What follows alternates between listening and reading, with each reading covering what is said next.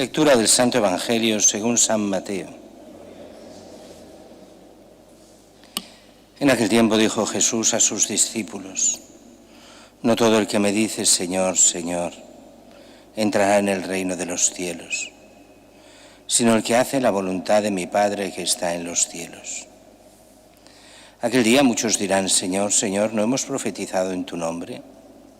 Y en tu nombre hemos echado demonios y no hemos hecho en tu nombre muchos milagros.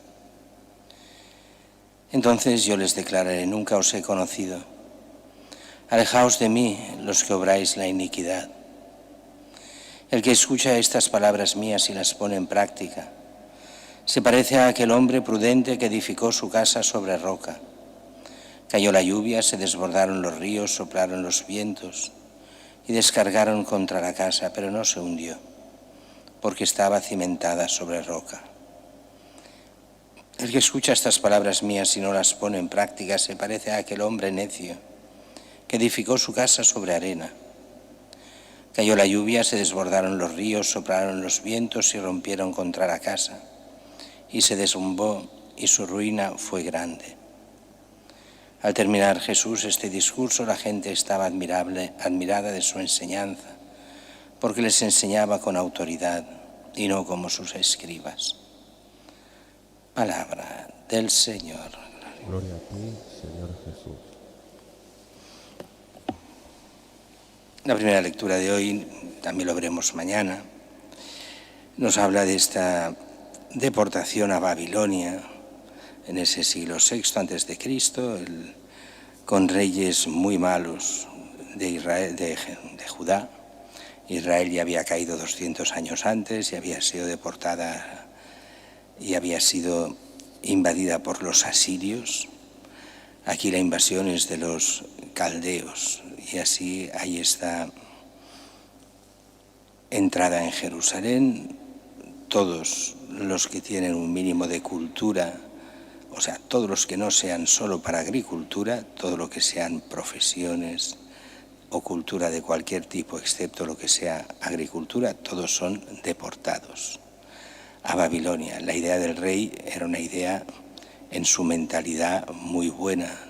Todo el que pueda trabajar por el imperio babilónico, desde soldados a herreros, a cualquier profesión, pues a Babilonia a trabajar, y no como esclavos.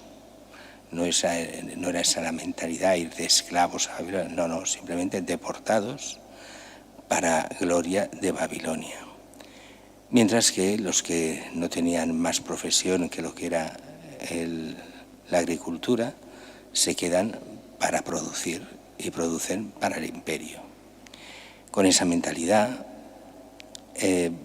habrá esos 70 años en los que el pueblo de Judá estará fuera de Judá, estará en Babilonia, y todas las historias y todo lo que irá pasando en Babilonia hasta que conseguirán volver de esta deportación. Y todo eso fruto del pecado. El pecado destruye Jerusalén, destruye Judá, destruye Israel, y aparentemente se acabaron todas las promesas hechas por Dios al pueblo. Él sabe cómo después lo arreglará, pero aparentemente se acabó ya Israel, aparentemente para siempre. Mientras que el Evangelio de hoy es la conclusión, o las dos conclusiones, de lo que es el Sermón de la Montaña. Con el Evangelio de hoy acabamos el Sermón de la Montaña. Primera conclusión, advertencia de Jesús. Bueno, los dos son conclusiones, advertencias. No todo el que me diga Señor, Señor entrará en el reino de los cielos. Solo entrarán los que hagan la voluntad del Padre. Y eso es una buena advertencia a todos los que somos católicos practicantes. No solo por ser católico practicante uno se salva. Si es católico practicante y honrado y honesto en la fe, o sea, viviendo según el Evangelio, perfecto. Somos de Cristo. Pero aquí si entra esa hipocresía, que es no hacer la voluntad de Dios, sino las puras apariencias, como se ha dado tantas y tantas veces, gente que se dice católica, parece católica, pero detrás tiene otros dioses. El dios del dinero, el dios de la sensualidad, el dios de los placeres, otros dioses. Pero no, Dios verdadero. Y va diciendo en la iglesia, sí, Señor, Señor. Incluso a veces habla hasta de Dios al prójimo, pero detrás, ¿qué hay? ¿Está Dios detrás? ¿O hay todos los vicios que uno pueda llegar a tener y de esos no se tocan? ¿Hay conversión real a Dios? ¿Se hace la voluntad de Dios o lo que Él quiere? Por eso cuidado, no todo el que diga Señor, Señor entrará en el reino de los cielos. En eso basta ver todas las parábolas o muchas parábolas de Jesús, donde muchos le dicen, Señor, yo profetizaba, como dice ahora aquí, en tu nombre, y yo te oía en las plazas. Hoy podríamos decir, es que yo era sacerdote y te predicaba y celebraba la misa y hacía que vinieses cada día aquí en la iglesia. O yo era obispo, ¿ves? Y llevaba una diócesis y no sé qué. ¿Hacías la voluntad de Dios o lo que te daba la gana? Si hacías la voluntad de Dios, entonces eres de Cristo. Si con esa excusa aparentemente servías al pueblo, pero en realidad te servías del pueblo, pues no eres de los míos.